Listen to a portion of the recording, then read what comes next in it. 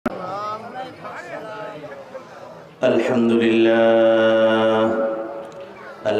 لله نحمده ونستعينه ونستغفره ونؤمن به ونتوكل عليه ونعوذ بالله من شرور أنفسنا ومن سيئات أعمالنا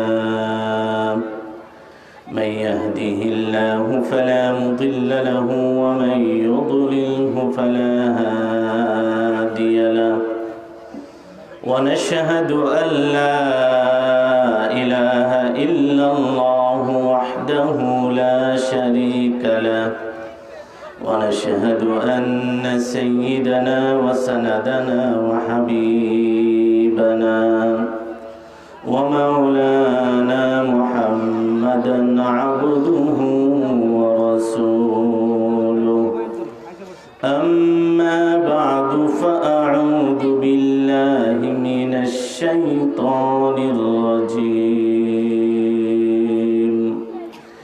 بسم الله الرحمن الرحيم الرحمن علم القرآن خلق الإنسان علمه البيان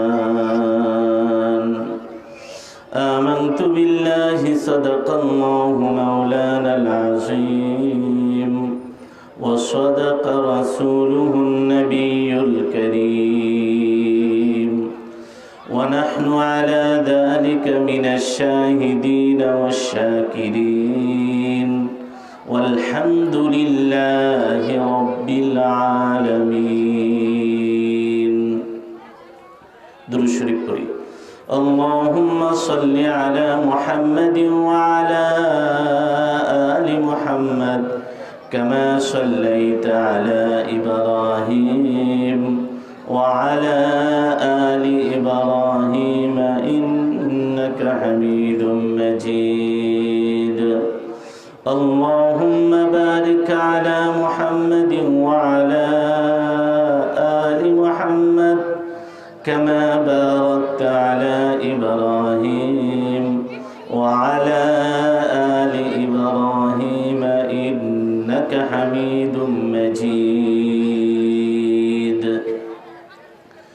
জুবাইদা আখতার কৌমি মহিলা মাদ্রাসার উদ্যোগে মরহুম গোলাম মোস্তফা সাহেবের মাগফিরাত কামনায় আয়োজিত আজকের এই ইসলামী সম্মেলনের পরম শ্রদ্ধাভাজন সম্মানিত সভাপতি আর একটু কমায় দেন উস্তাজুল আসাতিজা শেখুল হাদিস হযরত মাওলানা খলিলুর রহমান সাহাব দামাত বারাকাতুহুম, সহ সভাপতি হযরত মাওলানা আব্দুল করিম সাহেব মুহাদ্দিস জামিয়াতুল আজহার লিল বানাত কিশোরগঞ্জ।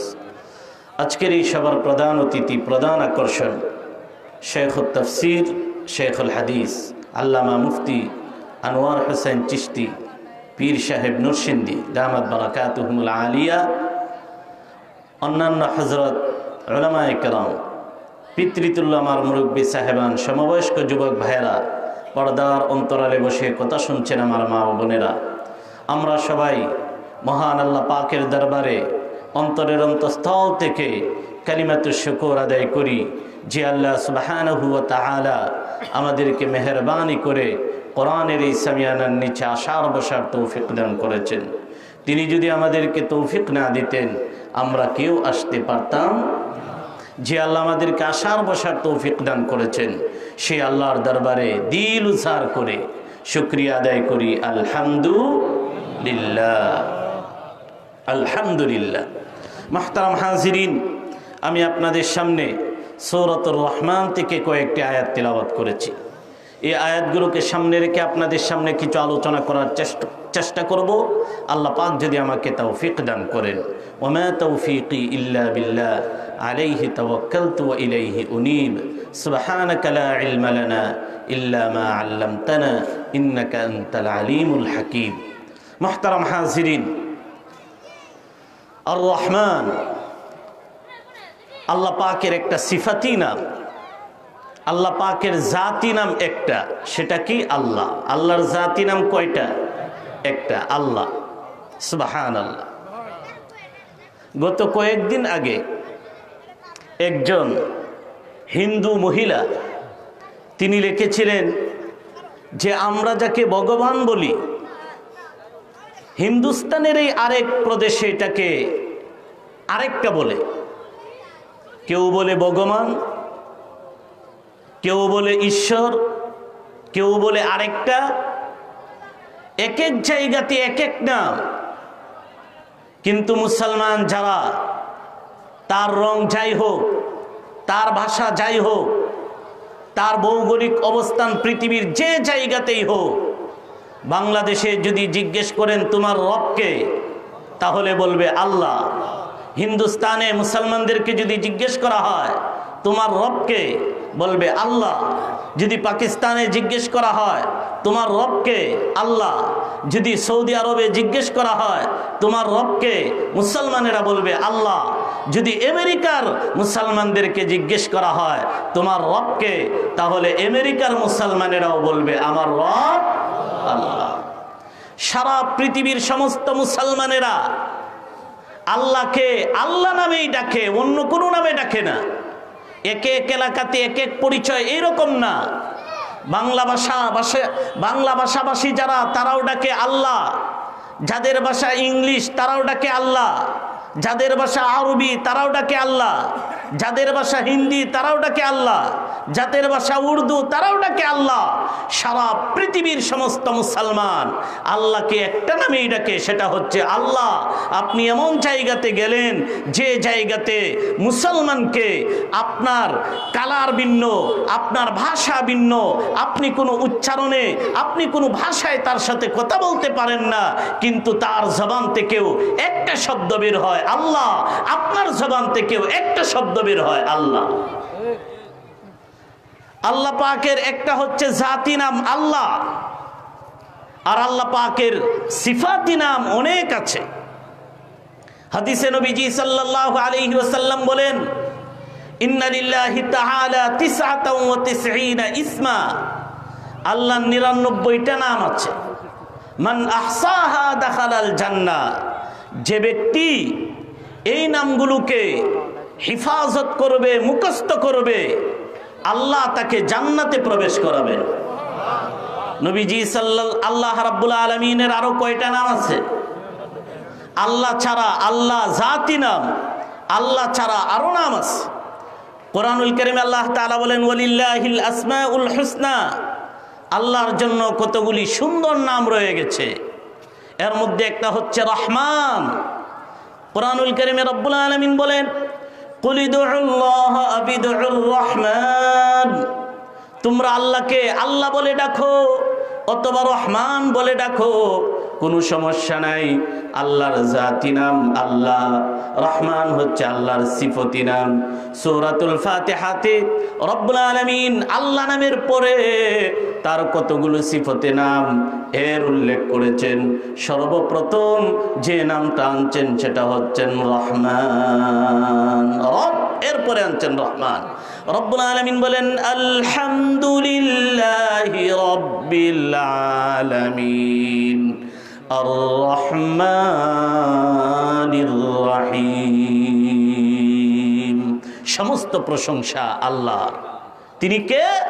তিনি রব্বুল আলামিন, জগতের সমস্ত জগতের রব।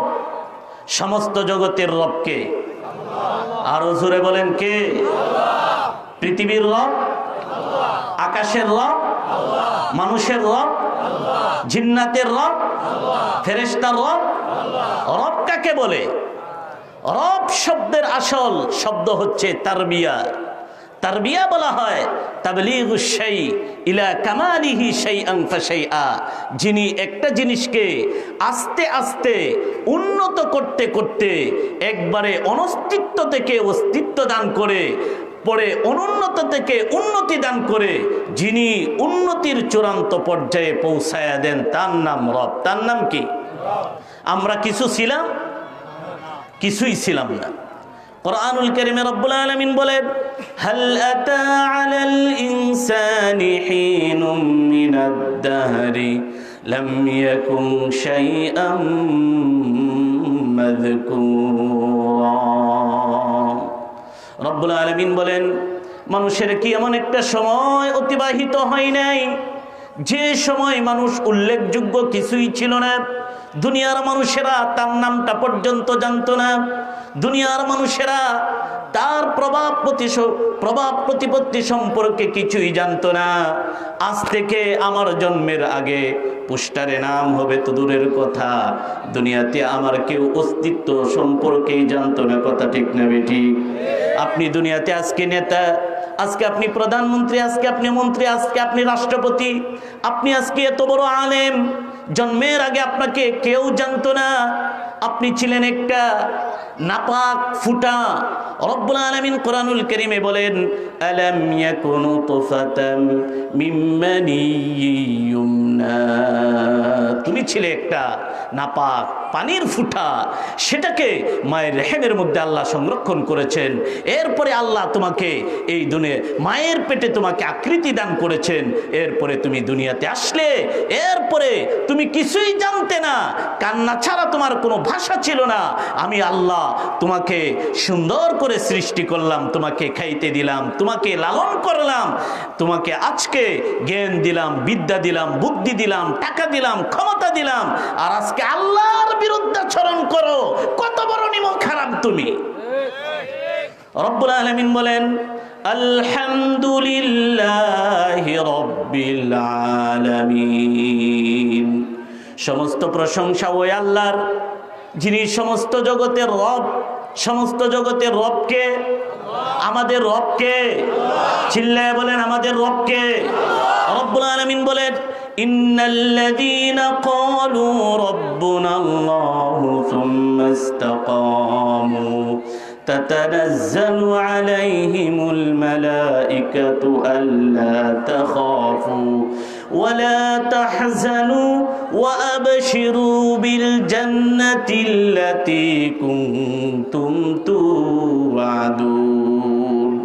সুবহানাল্লাহ। আল্লাহ বলেন, ইন্নাল্লাযীনা ক্বালু রাব্বুনাল্লাহ, যারা বলে আমাদের রব আল্লাহ, আমরা বলি আমাদের রব কে? আরো জোরে সবাই বলেন, আমাদের রব কে? রব যখন আপনি আল্লাহকে স্বীকার করলেন, আপনার উপর জুলুম আসবে, অত্যাচার, নির্যাতন আসবে। এই নির্যাতনে আপনি যদি কঠিন পরীক্ষায় আপনি যদি উত্তীর্ণ হতে পারেন, আল্লাহ আপনাকে পুরস্কৃত করবেন। রব্বুল আলামিন বলেন, সুম্মা ইসতাকামু, আল্লাহকে রব বলার পরে এর উপর ইস্তেকামত থাকে। তাতানাজ্জালু আলাইহিমুল মালাইকাতু, রব্বুল আলামিন ওই লোকের মৃত্যুর সময় ইস্তেকবাল করার জন্য আল্লাহর পক্ষ থেকে একদল ফেরেশতা পাঠায় দিবেন। তাতানাজ্জালু আলাইহিমুল মালাইকা, মৃত্যুর আগে ফেরেশতা এসে যাবে। ফেরেশতারা এসে বলবে, আল্লাহর বান্দা, আল্লা তাখাফু ওয়ালা তাহজানু, তোমার কোনো ভয় নাই, কবরের ভয় নাই, হাসরের ভয় নাই, ফুলসিরাতের ভয় নাই, মিজানের ভয় নাই, হিসাব নিকাশের কোনো ভয় তোমার নাই। কারণ তুমি দুনিয়াতে রবের স্বীকৃতি প্রদান করতে, আল্লাহকে আল্লাহ মানতে, আল্লাহর আইনকে তুমি আইন হিসাবে মেনে নিয়েছিলে। আল্লাহ তাখাফু, তোমার কোনো চিন্তা নাই, তোমাদের কোনো চিন্তা নাই। ওয়ালা তাহজানু, তোমাদের কোনো ভয় নাই। ওয়ালা তাহজানু, তোমাদের কোনো চিন্তা নাই। এই যে দুনিয়াতে সহায় সম্পত্তি রেখে যাচ্ছ, সন্তান সন্ততি রেখে যাচ্ছ, এই সমস্ত বিষয়ে, দুনিয়ার কোনো বিষয়ে তোমার চিন্তা করার কোনো প্রয়োজন নেই। হিফাজত করবেন কে? আরো জোরে বলেন কে? মানুষ যখন মারা যায় তখন দুইটা জিনিস কাজ করে, একটা হচ্ছে আখিরাতের ভয়, আর একটা দুনিয়ার চিন্তা। আরে আমার বিবি, বাল বাচ্চা, পরিবার পরিজনের কি হবে, আমার সহায় সম্পত্তির কি হবে, আমার এলাকার কি হবে, আমার বন্ধু বান্ধবের কি হবে, আমার যে প্রতিষ্ঠান, এই প্রতিষ্ঠানের কি হবে। একটা তাকে চিন্তা আর একটা ভয়। ফেরেশতারা এসে বলবে, না না না, আল্লাহ তাখাফু, তোমার কোনো ভয় নাই, কবরে ভয় নাই, হাসরে ভয় নাই, মিজানে ভয় নাই, ফুলসিরাতে ভয় নাই, কোনো সমস্যা নাই। কারণ তুমি আল্লাহর লোক। দুনিয়াতে কার লোক ছিলে? ডানপন্থী ছিলে তুমি দুনিয়াতে, তোমার কোনো সমস্যা নাই। ওয়ালা তাহজানু, আর তোমার কোনো চিন্তাও নাই। দুনিয়াতে তোমার সন্তান তো না, তোমার সম্পদ, তোমার ক্ষমতা, আল্লাহ সব হেফাজত করবেন, কারণ তুমি আল্লাহর কোরআনের হেফাজত করছো, তোমার সন্তান সন্ততির হেফাজত আল্লাহ করবেন।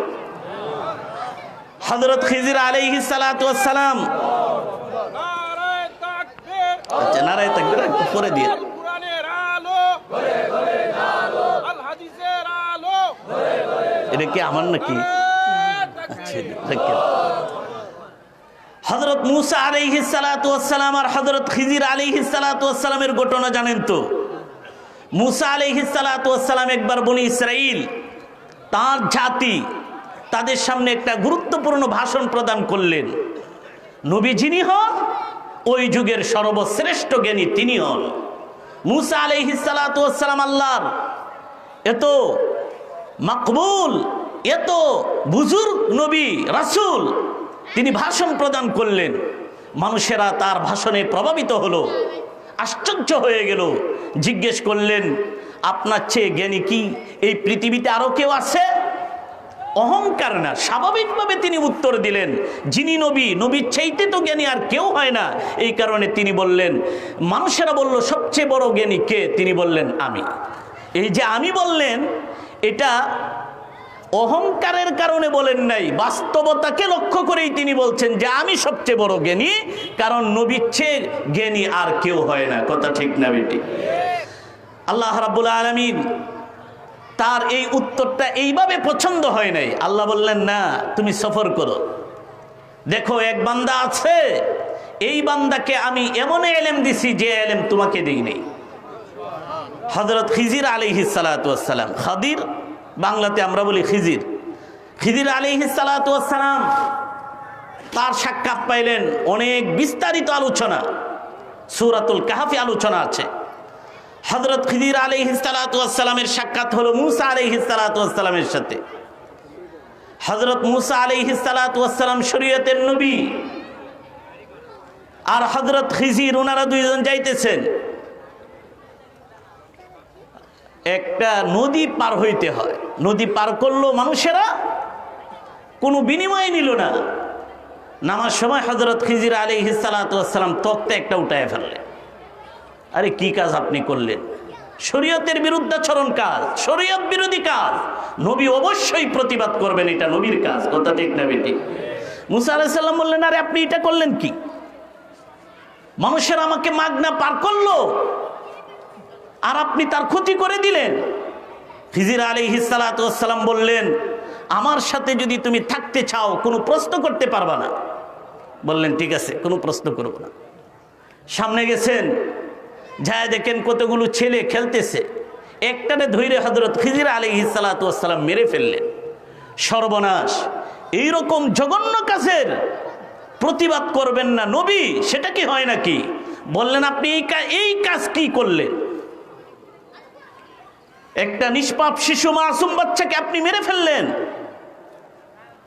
খিজির আলাইহিস সালাতু ওয়াস সালাম বললেন, তোমারে না বলছি কোনো প্রশ্ন করতে পারবে না? বললেন, ঠিক আছে, আমার স্মরণ ছিল না, আরেকবার যদি প্রশ্ন করো আমার সাথে থাকতে পারবা না। গেলেন দুজনে এক এলাকাতে। ওই সময় তো আর হোটেল ছিল না, প্রচন্ড ক্ষুধা পেটে মানুষের কাছে খাবার চাইলেন, মেহমানদারি চাইলেন, কেউ মেহমানদারি করলো না।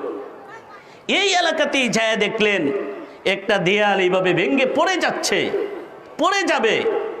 হযরত খিজির আলাইহিস সালাতু ওয়াস সালাম দেয়ালটাকে ধরে এইভাবে সোজা করে দিলেন। বললেন, আচ্ছা, আমাদের পেটে ক্ষুধা, খাবারের প্রয়োজন আছে, চাইলাম মানুষের কাছে খাবার, মেহমানদারি তারা করলো না। আমরা তো এই কাজটা মাগনা না করে খাবারের বিনিময়েও করতে পারতাম। الجدار فكان لغلامين يتيمين في المدينة تحته وكان كنز لهما وكان أبوهما صالحا। এই যে দেয়াল আমি ঠিক করে দিলাম, পুরুষের মধ্যে যদি কেউ নেককার হয় তাহলে আল্লাহ 7 পুরুষ পর্যন্ত এর প্রায়শ্চিত্ত ভোগ করে তার উত্তরসূরিরা। খিজির আলাইহিস সালাতু ওয়াস সালামের মাধ্যমে সম্পদকে হেফাজত করছেন। কার? ইতিমের সম্পদ হেফাজত করছেন। বুঝে আসছে? আমি যদি নেক আমল করে মারা যাই তাহলে আল্লাহ তাআলা আমার সন্তান, আমার সম্পদ সব আল্লাহ হেফাজত করবে। এই শুভ সংবাদ ফেরেশতারা শোনায়া দেন, আল্লা তাখাফু ওয়া লা তাহজানু ওরে আল্লাহর বান্দা কোনো ভয় করবে না, আল্লাহর বান্দা তুমি কোনো চিন্তা করবে না, চিন্তা নাই, ভয় নাই, আখিরাতের কোনো ভয় নাই, দুনিয়ার ব্যাপারে কোনো চিন্তা নাই। আর শোনো শোনো শোনো, শুধুমাত্র ভয় আর চিন্তা থেকে মুক্ত হওয়ার শুভ সংবাদ শুধু ফেরেশতারা প্রদান করে না, এরপরে ফেরেশতারা বলে ওয়া আবশিরু বিল জান্নাতিল্লাতী কুনতুম তুআদুন। ফেরেশতারা বলে ওরে আল্লাহর বান্দা, শুভ সংবাদ গ্রহণ করো ওই জান্নাতের, যে জান্নাত তোমাদের জন্য প্রস্তুত করে রাখা হয়েছে। রব্বুল আলামিন নেক বান্দাদের জন্য জান্নাত প্রস্তুত করে রাখছেন। জান্নাতের মধ্যে এমন সব নিয়ামত আল্লাহ রব্বুল আলামিন প্রস্তুত করে রেখেছেন যা কোনো মানুষ কোনোদিন কল্পনাও করতে পারে নাই, কোনো চোখ কোনোদিন দেখে নাই, কান কোনোদিন শুনে নাই। এমন সব নিয়ামত আল্লাহ নেক বান্দাদের জন্য জান্নাতের মধ্যে প্রস্তুত করে রেখে দিয়েছেন। ফেরেশতারা বলে কোনো ভয় নেই, চিন্তা নাই, জান্নাতের শুভ সংবাদ গ্রহণ করো। প্রশ্ন আসতে পারে, ঠিক আছে আখিরাতে কোনো ভয় নাই, শুভ সংবাদ দিলেন মানলাম, দুনিয়ার ব্যাপারেও অভয় বাণী শুনাইলেন শুনলাম, জান্নাতের শুভ সংবাদ দিলেন এইটাও শুনলাম, কিন্তু জান্নাতে যাইতে তো দেরি আছে, কবরে তো একা থাকতে হবে। ফেরেশতারা বলে না না না, নাহনু আউলিয়াউকুম ফিল হায়াতিদ দুনিয়া ওয়া ফিল আখিরা। না, কবরে তুমি একা থাকবে না, হাসরের ময়দানে তুমি একা না। ফেরেশতারা বলে নাহনু আউলিয়াউকুম ফিল হায়াতিদ দুনিয়া ওয়া ফিল আখিরা। দুনিয়ার জীবনে আমরা তোমাদের বন্ধু ছিলাম, ফেরেশতারা আমাদেরকে দুনিয়ার জীবনে হেফাজত করেন। চিল্লায় কোন কথা ঠিক না বেঠিক? কেউ যদি মাগরিবের নামাজের পরে সূরাতুল হাসরের 3টা আয়াত যদি কেউ তিলাওয়াত করে, 70,000 ফেরেশতা, 70,000 ফেরেশতা সারা রাত্র পর্যন্ত তার পাহারাদারির দায়িত্বে নিয়োজিত থাকে। আর কেউ যদি ফজরের নামাজের পরে সূরাতুল হাসরের শেষ 3 আয়াত তিলাওয়াত করে, সূর্য অস্তমিত হওয়া পর্যন্ত 70,000 ফেরেশতা তার পাহারাদারিতে নিয়োজিত থাকে। তাহলে ফেরেশতারা আমাদের বন্ধু না? বন্ধু না? দুনিয়াতে আমাদের সাথে আছে না নাই? চিল্লায় এখন আছে না নাই? আমাদের প্রত্যেকের সাথে আছে। আর মুসলমানদের জন্য তো আল্লাহর ফেরেশতারা সহযোগিতার জন্য আল্লাহ আকাশ থেকে ফেরেশতা নাজিল করে দেন। বদরের যুদ্ধে মুসলমানেরা ছিল 313 জন নিরস্ত্র, আর কাফেররা ছিল 1000 সশস্ত্র। আল্লাহ 1000 সশস্ত্র কাফেরদের মোকাবেলায় 313 জন নিরস্ত্র মুসলমানকে বিজয় দান করেছিলেন। আর বিজয়কে ত্বরান্বিত করার জন্য আল্লাহ আকাশ থেকে ফেরেশতা নাজিল করেছিলেন। সুতরাং আমাদের সাথে ফেরেশতার বাহিনী আছে, আল্লাহর বাহিনী আছে। যাদের সাথে আল্লাহর বাহিনী থাকে তারা দুনিয়ার কোন শক্তিকে ভয় পায় না। চিল্লায় এখন দুনিয়ার কোন শক্তিকে মুসলমানেরা ভয় পায়? মুসলমান দুনিয়ার কোন শক্তিকে ভয় পায় না, মুসলমান ভয় পায় আল্লাহকে। শুনেন, মুসলমান যত সব বীর পুরুষ হয় আর বিধর্মী যত সব কাপুরুষ হয়। চিল্লা এখন কথা ঠিক না বেটি? হিন্দু ধর্ম আছে না? হিন্দু ধর্ম আগে ছিল 33 দেবতা, পরে বাড়তে বাড়তে এটা হয়েছে 33 কোটি দেবতা। আচ্ছা, যদি হিন্দু ধর্মের একজন লোককে জিজ্ঞেস করেন, ঠিক আছে সারা জীবন তোমার একটা কাজ, শুধুমাত্র 33 কোটির দেবতার নামটা তুমি তালাশ করো। 33 কোটির দেবতা, 33 কোটি দেবতার নাম কোন হিন্দু পণ্ডিত বলতে পারবে? আর মুসলমানদের ছেলে মেয়ে কষ্ট আছে, এইরকম ছেলে এইরকম মেয়ে প্রত্যেক গ্রামে আছে না নাই? 33 কোটি দেবতা। আশ্চর্য ধর্ম না? আশ্চর্য ধর্ম। 33 কোটি দেবতা, দেবতার নামই জীবনে কেউ মুখস্থ তো দূরের কথা বের করতে পারবে না। অর্থাৎ যেটাই বড় সেটাই তার দেবতা। একটা বড় গাছ দেখে এটাকে মাথা নুয়ে দেয়, একটা বড় প্রাণী দেখে মাথা নুয়ে দেয়, একটা ক্ষমতাবান মানুষ দেখে মাথা নুয়ে দেয়। তার মানে হলো তার ধর্ম তাকে সব সময় মাথা আনত করতে শেখায়।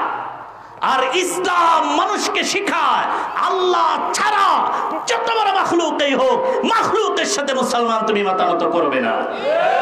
ইসলাম মানুষকে, মুসলমানকে বীর পুরুষ হতে শেখায় যে আল্লাহ ছাড়া আর কাউকে ভয় করবে না। আর হিন্দু ধর্ম হিন্দুদেরকে কাপুরুষ বানায়, তোমার চেয়ে যাকেই বড় দেখো তার কাছে মাথা নত করো, ঠিক না? আমরা মুসলমানেরা কি এরকম নাকি? আল্লাহ ছাড়া কাউকে ভয় করে, এটাই আমাদের কথা, এটাই আমাদের পরিষ্কার কথা, এটাই আমাদের ঈমান। মুসলমান আল্লাহ ছাড়া আর কাউকে ভয় করে।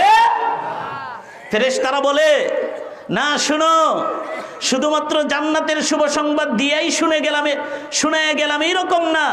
আর কবরে তুমি একাকী থাকবে, যত ভালোই খাবার দাবারের ব্যবস্থা থাকে, কিন্তু আপনি যদি একাকী থাকেন, কোনো সঙ্গী না থাকে, তাহলেও জীবনটা কিন্তু কষ্ট লাগে। কথা ঠিক না বেটি?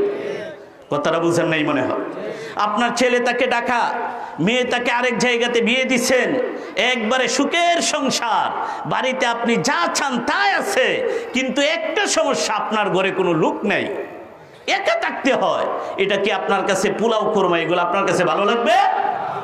ফেরেশতারা বলে জান্নাতের শুভ সংবাদ শোনাইলা, সব ঠিক আছে, কিন্তু কবরে তো আমাকে একা থাকতে হবে। ফেরেশতারা তখন বলে না না না, শোনো, নাহনু আউলিয়াউকুম ফিল হায়াতিদ দুনিয়া ওয়া ফিল আখিরাহ। শোনো, দুনিয়াতে আমরা তোমাদের বন্ধু ছিলাম, আখিরাতেও তোমাদের সঙ্গে থাকবো, আখিরাতেও তোমাদের থেকে বিচ্ছিন্ন হব না।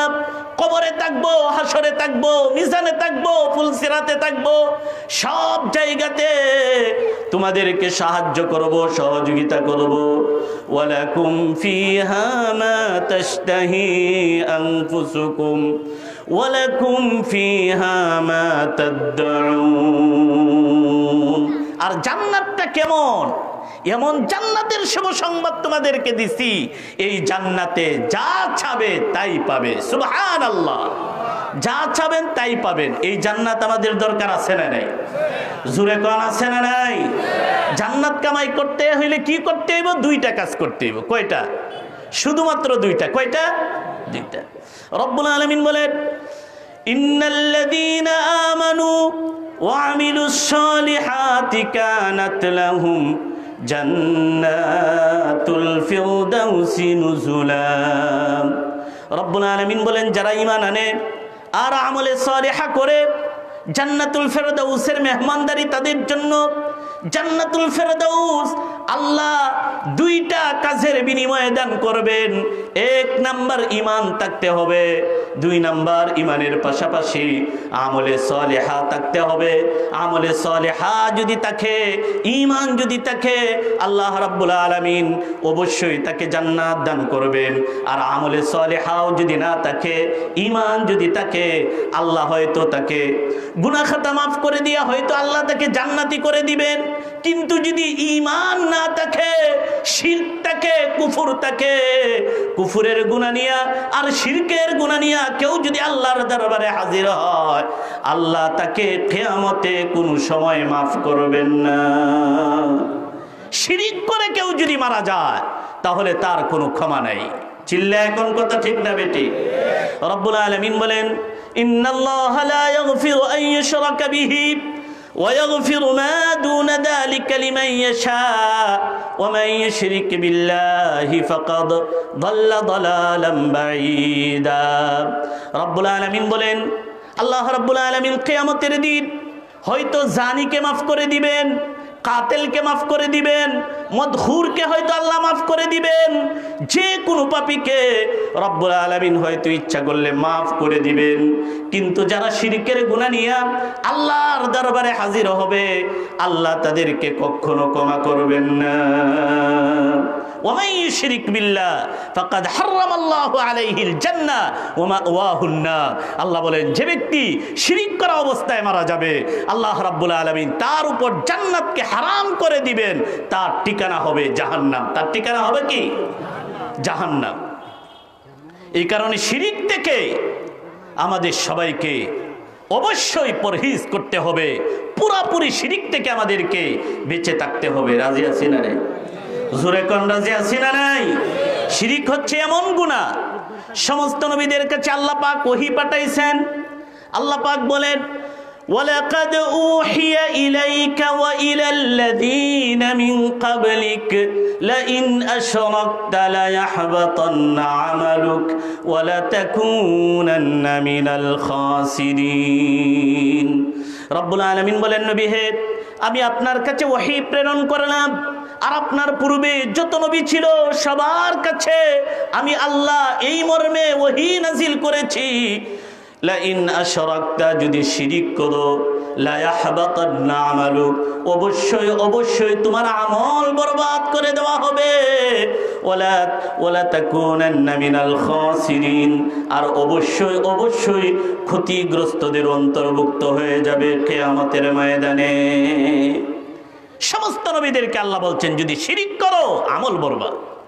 শিরিক থেকে আমাদেরকে অবশ্যই বিরত থাকতে হবে। আজকে মুসলমানদের এই দেশে আফসোস এবং দুঃখজনক হলেও সত্য কথা, মুসলমানদের এই দেশে আজকে মুসলমানদেরকে মুশরিক বানানোর জন্য জায়গায় জায়গায় মূর্তি বানানো হচ্ছে। চিল্লা এখন কথা ঠিক না বেটি? আর আজকে মূর্তির বিরোধিতা করার কারণে আলেমুল আমাদেরকে হুমকি দেওয়া হচ্ছে। কেউ বলে ঠ্যাং ভাঙবে, কেউ বলে ঘাড় ভাঙবে। যত হুমকি দমকি দেওয়া হোক, মূর্তির বিরুদ্ধে উলামাদেরকে বলতেই হবে, কারণ সমস্ত নবীরা ছিলেন মূর্তি বিরোধী। মূর্তি প্রতিষ্ঠা করার জন্য এই পৃথিবীতে নবীরা আসেন নাই, নবীরা এসেছেন পৃথিবীতে মূর্তি ভাঙার জন্য। চিল্লা এখন কথা ঠিক না বেটি? ইব্রাহিম আলাইহিস সালাতু ওয়াস সালাম আগুনে নিক্ষেপিত হয়েছিলেন কোন অপরাধের কারণে? মূর্তি ভাঙ্গার অপরাধে ইব্রাহিম নবীকে আগুনে নিক্ষেপ করা হয়েছে। সুতরাং আমরা যদি আগুনে নিক্ষেপিত হই, তাহলেও আমাদের অবস্থান থাকবে সব সময় মূর্তির বিপক্ষে। কারে ভয় দেখাও, কারে ভয় দেখাও? গার মটকায় দেওয়ার হুমকি কারে দাও? আমরা ওই পিতার গর্বিত সন্তান, যে পিতা মূর্তি ভাঙ্গার অপরাধে আগুনে নিক্ষেপিত হয়েছিলেন। আমরা সেই পিতার সন্তান। চিল্লা এখন কথা ঠিক না বেটি? আমরা কার সন্তান? ইব্রাহিম আলাইহিস সালাতু ওয়াস সালামের সন্তান। মিল্লাত আবিকুম ইব্রাহিম হুয়া সাম্মাকুমুল মুসলিমিন, তোমাদের জাতির, মুসলিম জাতির পিতা হচ্ছে হযরত ইব্রাহিম আলাইহিস সালাতু ওয়াস সালাম। আজীবন সংগ্রাম করেছেন মূর্তির বিরুদ্ধে। সুতরাং আমরা মূর্তির বিরুদ্ধে বলবো, জেল হোক, ফাঁস হোক, দুনিয়াতে থাকি আর না থাকি, যতক্ষণ পর্যন্ত এই শরীরে রক্ত থাকবে, যতক্ষণ পর্যন্ত শরীরে প্রাণ থাকবে, ততক্ষণ পর্যন্ত আমরা তাওহীদের পক্ষে, শিরকের বিপক্ষে। চিল্লা এখন কথা ঠিক না বেঠি? মূর্তি যারই হোক, এখন এরা বলে আরে আলেম উলামা এগুলা বুঝে কি? এগুলা স্বল্প শিক্ষিত, অল্প শিক্ষিত মূর্খ। মূর্তি না, মূর্তি না, এগুলা ভাস্কর্য। নাম কি দিছে? ভাস্কর্য। আচ্ছা, লাউ আর কদু কি বলেন তো দেখি? হ্যাঁ, লাউ আর কদু এক। জামাই আর বউ, বউ আর স্ত্রী কোনটারে কয়?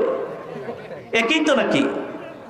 লাউ আর কদুর মধ্যে যেরকম পার্থক্য নাই, মূর্তি আর ভাস্কর্যের মধ্যে কোনো পার্থক্য নাই। ভাস্কর্য মূর্তি, মূর্তি ভাস্কর্য। সুতরাং ভাস্কর্যের নামে মুসলমানদের দেশে অবশ্যই মূর্তি নির্মাণ করতে দেওয়া হবে না, এটাই চূড়ান্ত কথা। আমরা প্রতিবাদ করব, জাতিকে আমরা বলবো, মূর্তি ভাঙ্গা আমাদের কাজ না, ভাঙ্গো তোমরা। তবে হ্যাঁ, কোন সময় যদি উলামায়ে কেরাম ক্ষমতা পায় মূর্তি ভাঙ্গার, তাহলে সমস্ত মূর্তিগুলোকে ভেঙে চুরে সাগরে নিক্ষেপ করবে। নবীজি সাল্লাল্লাহু আলাইহি ওয়াসাল্লাম মক্কা বিজয় করছেন, আল্লাহর ঘরের মধ্যে এবং আশপাশে 360টা মূর্তি, আল্লাহর ঘরে মূর্তি। নবীজি সাল্লাল্লাহু আলাইহি ওয়াসাল্লাম কুরআনুল কারীমের আয়াতগুলো তেলাওয়াত করতে লাগলেন। কুল জাআল হাক্কু ওয়া যাহাকাল বাতিল, সত্য এসে গেছে, মিথ্যা পরাভূত হয়ে গেছে। নবীজি বললেন মূর্তিগুলো ভাঙো। মূর্তি ভাঙা শুরু হয়ে গেছে। একটা মূর্তি ছিল ইব্রাহিম আলাইহিস সালাতু ওয়াস সালামের মূর্তি, ইসমাঈল আলাইহিস সালাতু ওয়াস সালামের মূর্তি। নবী বললেন ইসমাঈলের মূর্তি ভাঙো। ইব্রাহিমের নামে যে মূর্তির নামকরণ করা হয়েছে সেই মূর্তিকেও ভেঙে চুরে চুরমার করে মাটির সাথে মিশিয়ে দাও। সুতরাং মূর্তি যদি জিয়াউর রহমান সাহেবের তাকে ভাঙ্গো, মূর্তি যদি বাসানির তাকে ভাঙ্গো, মূর্তি যদি শেরে বাংলা ফজলুল হকের তাকে ভাঙ্গো, মূর্তি যদি বঙ্গবন্ধুর হয় সেই মূর্তিকেও ভাঙ্গো। মূর্তি আমরা বঙ্গবন্ধু বিরোধী না, বঙ্গবন্ধুর মূর্তির বিরুদ্ধে। বঙ্গবন্ধুর মূর্তির বিরুদ্ধে আমরা। এই ভাস্কর্যের মাধ্যমে, মূর্তির মাধ্যমে পৃথিবীতে কি আসছে জানেন? শিরিক আসছে। হযরত আদম আলাইহিস সালাতু ওয়াস সালাম পৃথিবীতে আসছেন। আদম আলাইহিস সালাতু ওয়াস সালামের পরে নবী হযরত শীশ আলাইহিস সালাতু ওয়াস সালাম, এরপরে হযরত ইদ্রিস আলাইহিস সালাতু ওয়াস সালাম, নূহ আলাইহিস সালাতু ওয়াস সালামের সময়ে শুরু হয়েছে শিরিক। নূহ আলাইহিস সালাতু ওয়াস সালামের সময়ে কিছু লোক ছিল, তারা নেককার মানুষ ছিল, মারা গেছে। শয়তান আইসা বলে, আচ্ছা অমুক কেমন ছিলেন? কয় হ্যাঁ খুব ভালো মানুষ ছিলেন। যেমন মনে করেন আমাদের এলাকাতে যদি কেউ আইসা বলে, আচ্ছা আল্লাহ হযরত মাওলানা মুশাররফ হোসেন সাহেব কেমন ছিলেন, হযরত মাওলানা সৈয়দ তাহা সাহেব কেমন ছিলেন, হযরত মাওলানা শওকত আলী রাব্বানী সাহেব কেমন ছিলেন, হযরত মাওলানা সফিরউদ্দিন সাহেব হুজুর কেমন ছিলেন, সবাই আপনারা কি বলবেন? খুব ভালো আছেন, সুবহানাল্লাহ। আমরা তো ওনাদের ভক্ত ছিলাম, মুরিদ ছিলাম। দেখতে মন চায় না? হ্যাঁ দেখতে মন চায়। শয়তান তো পণ্ডিত মূর্তি বানাইছে একটা। প্রথম পুরুষ কয় হ্যাঁ পাইছি, আহা এটা হুজুরের ছবি, দেখতে তো একজন হুজুরের মতো। শুধুমাত্র দেখে আর কিছু করে না, মহাব্বত করে। কি করে? শুধুমাত্র মহাব্বত করে। এক পুরুষ শেষ, আরেক পুরুষ আসছে, আয়সা মহাব্বতের মধ্যে সীমাবদ্ধ না, একটু বাড়ছে, তাজিম শুরু হয়ে গেছে। কি শুরু হয়েছে? এটা বর্তমানে বাংলাদেশেও শুরু হয়ে গেছে। প্রতিকৃতি একটা নেতার বানা, এটার মধ্যে দেয় মালা। আর স্কুল কলেজ বিভিন্ন প্রতিষ্ঠানে ছাত্র ছাত্রীদেরকে বাধ্য করা হয় ফুল দিয়া নেতার সামনে, নেতার প্রতিকৃতির সামনে মাথা নত করতে মুসলমান ছেলে মেয়েদেরকে বাধ্য করা হয়। তাজিম শুরু হয়ে গেছে। পরের প্রজন্ম শুধু তাজিম করে, আহ আর কয় হুজুরের ছবি এটা। এরপরের প্রজন্ম কয় আচ্ছা হুজুরের ছবি আমাদের গড়ে, যে গড়ে গুনাহ হয় টেলিভিশন আছে। কথার কথা, ওই যুগে তো আর টেলিভিশন ছিল না, বর্তমানের যুগকে সামনে রেখে বলতেছে। টেলিভিশন আছে, সারা দিন রাত এখানে টেলিভিশনে গান শুনি, আমরা কত গুনাহ করি। আর এরকম নেককার মানুষের ছবি আমাদের ঘরে, ছবিগুলোরে আল্লাহর ঘরে পাঠায় দিই। ঢুকছে আল্লাহর ঘরে, পিছনে রাখছে, আর সামনে তারা ইবাদত করে পিছনে। আরেক প্রজন্ম কয় সর্বনাশ, সেটা কেমন হইল? এত নেককার মানুষের ছবি প্রতিকৃতি আমরা পিছনে রাখছি, এটা বেয়াদবি হইতেছে না? সামনে নিয়ে গেছে। মানুষেরা জিজ্ঞেস করে ছবির ইবাদত করো, প্রতিকৃতির ইবাদত করো, মূর্তির ইবাদত করো? কয় না, মূর্তির ইবাদত করি না, ইবাদত করি আল্লাহর, কিন্তু এদেরকে উসিলা বানাই। এই যে মূর্তি পূজা শুরু হয়ে গেছে। নূহ আলাইহিস সালাতু ওয়াস সালাম বললেন মূর্তির বিরুদ্ধে, মূর্তি পূজা পরিহার করো, আল্লাহর ইবাদত করো। তখন তারা একজন আরেকজনকে বলে, কোরআনুল কারীমে বলেন আল্লাহ, ওয়াকালু লা তাযারুন্না আলিহাতাকুম ওয়ালা তাযারুন্না ওয়াদ্দান ওয়ালা সুআআ ওয়ালা ইয়াগুস ওয়া ইয়াউক ওয়া নাসরা। তারা একজন আরেকজনকে বলে, না না না, নূহের কথায় আমাদের উপাস্যকে তোমরা ছাড়বে না, তোমরা তোমাদের উপাস্যকে ছাড়বে না। আর কতগুলো নেককার মানুষের নাম আল্লাহ এখানে উল্লেখ করেছেন যাদের নামে মূর্তি স্থাপন করা হয়েছিল। তারা বলে ওয়াকালু লা তাযারুন্না ওয়াদ্দান ওয়ালা সুআআ, ওয়াদকে ছাড়বে না, সুকে ছাড়বে না, ইয়াকুব ওয়ালা ইয়াউকা, ইয়াউককে ছাড়বে না, ওয়া নাসরা, নাসরকে ছাড়বে না। তার মানে হলো ওই সমস্ত আল্লাহওয়ালাদের এই সমস্ত আল্লাহওয়ালাদের মূর্তিকে ছাড়বে না, এইগুলার উপাসনা করো, পূজা করো। রব্বুল আলামিন বলেন ওয়াকাদ আযাল্লু কাসীরা ওয়ালা তাজিদিজ যালিমিনা ইল্লা দালালা। এই মূর্তিগুলো মানুষকে বিভ্রান্ত করেছে, এই মূর্তিগুলো মানুষকে গুমরাহ করেছে, এই মূর্তিগুলো মানুষকে মুশরিকে পরিণত করেছে। সুতরাং মূর্তি হচ্ছে শিরকের প্রতিকৃতি, মূর্তি হচ্ছে এটা শিরকের সংস্কৃতি। মুসলমানদের দেশে মূর্তি নির্মাণ হইতে পারে না। জোরে কোন পারে? এখন আপনারা অনেকে অনেক দল করতে পারেন, দলও যদি সিদ্ধান্ত নেয় মূর্তির পক্ষে, আপনার অবস্থান কোন পক্ষে থাকবে আমি জিজ্ঞেস করতে চাই। মূর্তির বিপক্ষে অবশ্যই থাকতে হবে। এটা ঈমান আর কুফর আর শিরক, ঈমান আর কুফর, শিরক আর তাওহীদের দ্বন্দ্ব শুরু হয়ে গেছে। সুতরাং আমরা অবশ্যই শিরকের পক্ষে পক্ষ অবলম্বন করব না। আমরা থাকবো নবীদের পক্ষে, আমরা থাকবো উলামায়ে কেরামের পক্ষে, আমরা থাকবো তাওহীদের পক্ষে। আমরা সব সময় শিরকের বিপক্ষে। আল্লাহ আমাদেরকে হেফাজত করুন। চিল্লায়ে কোন আমিন। গোটা জাতিকে মুশরিকে পরিণত করার জন্য বিদেশিদের ইন্ধনে এই কাজগুলো শুরু হয়েছে। মুসলমানদের ট্যাক্সের টাকায় মূর্তি বানানোর অধিকার তোমাদেরকে কে দিয়েছে? মুসলমানদের দেশে মূর্তি নির্মাণ হবে না ইনশাআল্লাহ। মূর্তির বিরোধী আন্দোলনে যদি রক্ত দিতে হয়, শাহাদাত বরণ করতে হয়, জেল কাটতে হয়, প্রস্তুত আছেন তো মুসলমান ইনশাআল্লাহ?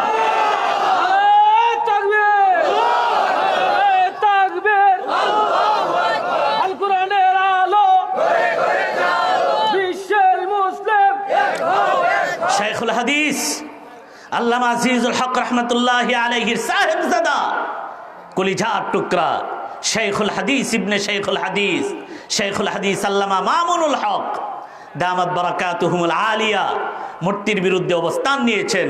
আজকে গোটা বাংলাদেশ মামুনুল হকের পক্ষে। কথা ঠিক না বেটি?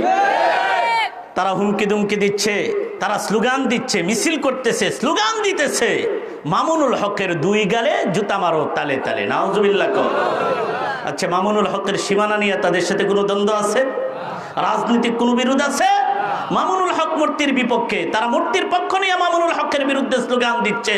যারা মামুনুল হকের বিরুদ্ধে স্লোগান দিতেছো, শোনো, ঈমান তোমাদের সন্দেহ আছে, আর তোমাদের অবশ্যই জন্মের মধ্যেও সন্দেহ আছে। সঠিক জন্মের লোকেরা কোন সময় আলেমের বিরুদ্ধে এইভাবে অবস্থান নিতে পারে না। আল্লাহ তাআলা আল্লাহর নবীকে গালি দিছে কাফের। আল্লাহ তাকে গালি দিছেন কোরআনে, আল্লাহ গালি দিছেন, 10টা গালি দিছেন। সর্বশেষ যে গালি দিছেন আল্লাহ বলেন উতুল্লিম বা'দা যালিকা জানিম। এই পাপিষ্ট সে শুধু এতগুলো গালি দেওয়ার পর আল্লাহ বলেন, সর্বশেষ বলেন, যার সন্তান না হইলে নবীকে গালি দিতে পারত না। সুতরাং যারা ওয়ারাসাতুল আম্বিয়াকে গালি দেয় দ্বীনের পক্ষ অবলম্বন করার কারণে, তাদের মধ্যে ওই দোষ আছে যে দোষ আল্লাহ কোরআনে বলছেন। তাদের মধ্যেও হয়তো এইটা আছে, জন্মের পরিচয়ের মধ্যে সমস্যা আছে, না হয় উলামায়ে কেরামকে এইভাবে গালি দিতে পারে না। তোমরা যদি মামুনুল হককে শোনো, তোমরা যদি মামুনুল হকের বিপক্ষে হও, এই দেশের তাওহীদি জনতা মামুনুল হকের পক্ষে আছে। চিল্লা এখন কথা ঠিক না বেঠি? কত বড় শাইখুল হাদিস আল্লামা আজিজুল হকের সাহেবজাদা। কই মামুনুল হককে প্রতিরোধ করার জন্য কত মিছিল, উনি তো চলতেছেন উনার মতো করে চলতেছেন। আর উনি বলছেন যে আমি আল্লাহর কাছে এমন শাহাদত চাই যাতে আমার লাশটাও দুনিয়ার কেউ জানতে না পারে কোথায় আছে। দারুল উলুম দেওবন্দের প্রথম ছাত্রের নাম কি জানেন? শাইখুল হাদিস শাইখুল হিন্দ হযরত মাহমুদুল হাসান রহমতুল্লাহি আলাইহি। নামটা শুনছেন আপনারা? দারুল উলুম দেওবন্দের প্রথম ছাত্র উনি। আর দেওবন্দ মাদ্রাসার প্রতিষ্ঠাতা হযরত কাসেম নানতবী রহমতুল্লাহি আলাইহি। কাসেম নানতবী রহমতুল্লাহি আলাইহিকে যে জায়গাতে কবর দেওয়া হয়েছে, যে গুরুস্থানে, শুনেন, মনোযোগ দিয়ে শুনেন, এখানে আরেকটা কবরের জায়গা খালি আছে। তখন মাদ্রাসার যারা কমিটি, এলাকাবাসী, তারা বললেন এই জায়গাতে আমরা শাইখুল হিন্দকে দাফন করব। উনার ছাত্র, কাসেম নানতবীর ছাত্র, উস্তাদের কাছে উনাকে দাফন করা হবে। এটা সৌভাগ্যের কথা না? সবাই যায় বললেন, হুজুর, মাকবারায়ে কাসিমিতে যে জায়গাটা কাসেম নানতবী রহমতুল্লাহি আলাইহির সাথে যে জায়গাটা খালি আছে মাকবারার জন্য, কবরের জন্য, সেই জায়গাতে আপনাকে দাফন করা হবে। আপনি কি বলেন? আপনার সম্মতি থাকলে আমরা আপনাকে ওখানে দাফন করব। শোনার সাথে সাথে হযরত মাহমুদুল হাসান রহমতুল্লাহ আলাইহি কান্না শুরু করে দিলেন। বুঝেন নাই কথা? আর এটা তো আনন্দের বিষয় যে আমার কবরটা আমার উস্তাদের সাথে হবে। কেউ যদি বলে আমাকে যে আপনার কবরটা হযরত মাওলানা আল্লামা আজহার আলী আনোয়ার শাহ রহমতুল্লাহ আলাইহির কবরের পাশে হবে, এটা তো আমার জন্য কত খুশির খবর। বলতেছে আপনার কবর হবে আপনার উস্তাদ কাসেম নানতবির সাথে। আপনি অনুমতি দিলে সাথে সাথে কান্না শুরু করে দিছে। মানুষেরা মনে করলো যে হয়তো ওনার মৌতের কথা স্মরণ হয়েছে অথবা উস্তাদের কথা স্মরণ হয়েছে। উনি বললেন, না, আমি এই জন্য কান্দি না, কাঁদতেছি আরেকটা কারণে। তোমরা আমাকে দাফন করার ফিকির করতেছো, আমি তো আল্লাহর কাছে এমন শাহাদত চাই যে কাফেরেরা আমাকে মারবে, আমার হাত কাটবে, আমার পা কাটবে, আমার কলিজা বের করবে, আমার গর্দান কাটবে, আমার শরীর থেকে প্রত্যেকটা অঙ্গকে আলাদা আলাদা করে জমিনের মধ্যে নিক্ষেপ করে দেওয়া হবে। পাখি খাবে, শকুরে খাবে, শেয়ালে খাবে, সমস্ত প্রাণীরা খাবে, প্রাণীদের পেটে আমার দাফন হবে, দুনিয়াতে আমার দাফন হবে না। এমন শাহাদত আমি আল্লাহর কাছে কামনা করি। হযরত হামজা আম্মু রাসূলুল্লাহ সাল্লাল্লাহু আলাইহি ওয়াসাল্লাম, আল্লাহর নবীর চাচা হযরত হামজা রাদিয়াল্লাহু তাআলা আনহু, নাম শুনেন নাই? উহুদের যুদ্ধে ওনাকে শহীদ করা হয়েছে। ওনার কলিজা বের করা হয়েছে, কলিজা বের করে চিবানো হয়েছে। রাসূলুল্লাহ সাল্লাল্লাহু আলাইহি ওয়াসাল্লাম বললেন তার ফুফির কথা, যে আমার ফুফি তার ভাইয়ের জন্য যদি না কাঁদতো আমি হামজার লাশ, আমার চাচার লাশ আমি দাফন করতাম না। প্রাণীরা খাইতো। কিয়ামতের দিন যখন আল্লাহ হামজাকে ডাক দিতেন, প্রাণীদের পেট থেকে বের হইয়া আল্লাহর দরবারে হাজির হইয়া বলতো, আল্লাহ আমার সমস্ত অঙ্গ প্রত্যঙ্গ তো তোমার দ্বীনের জন্য কোরবান করে আসছে। সুতরাং আমাদেরকে ভয় দেখায় লাভ নাই, আমরা এইরকম শাহাদতের তামান্না করি আল্লাহর দ্বীনের জন্য। আল্লাহ কবুল করুন, চিল্লায় এখন আমিন। শাহাদতের মৃত্যু এটা সর্বশ্রেষ্ঠ মৃত্যু। আল্লাহ যেন এই মৃত্যু আমাদেরকে দান করেন, সবাই পড়েন আমিন। ক্যান্সার হইয়া হাবিজাবি মৃত্যুচ্ছে, আল্লাহর রাস্তায় শাহাদতের মৃত্যু সর্বশ্রেষ্ঠ মৃত্যু। হযরত উমর ফারুক রাদিয়াল্লাহু তাআলা আনহু দোয়া করছেন, আল্লাহুম্মা রযুকনা শাহাদাতান ফি সাবিলিক ওয়াজআল কুবুরানা ফি বালাদি হাবিবিক। আল্লাহ তোমার রাস্তায় আমাকে শাহাদত দান করো, আর তোমার প্যারা নবীর শহরে আমার কবর দান করো। শাহাদতের মৃত্যু সর্বশ্রেষ্ঠ মৃত্যু। আমার ভাইরা, মূর্তি নির্মাণ করতে মুসলমানদের দেশে মূর্তি নির্মাণ চলে না, কথা ঠিক না বেটি? যে লোক মূর্তি বানাইছিল, লালনের মূর্তি বানাইছিল বিমানবন্দরের সামনে, মুসলমানদের আন্দোলনে লালনের মূর্তি সরাইতে বাধ্য হয়েছে। যে বানাইছিল স্থপতি, তার নাম রিনাল হক, কয়েক মাস আগে মারা গেছে। তাকে জিজ্ঞেস করা হয়েছে, আচ্ছা বিমানবন্দরের সামনে আপনি মূর্তি বানাইলেন কেন? আমি বানাইলাম বিমানবন্দরের সামনে মূর্তি বানাইছি এই কারণে, যাতে বিদেশ থেকে যত লোক আসে সবাই তো বিমানবন্দর হয়ে আসে, যাতে দেশে আসার পরে আমাদের সংস্কৃতি সম্পর্কে মানুষ একটা ধারণা নিতে পারে। আচ্ছা, আমাদের সংস্কৃতি কি মূর্তি পূজার সংস্কৃতি? এই দেশে কি মূর্তি বেশি না মসজিদ বেশি? এই দেশে ফজরের আজানের সময় ঢাকা শহরে ঘুমানো যায় না আজানের জন্য, এত আজান হয়।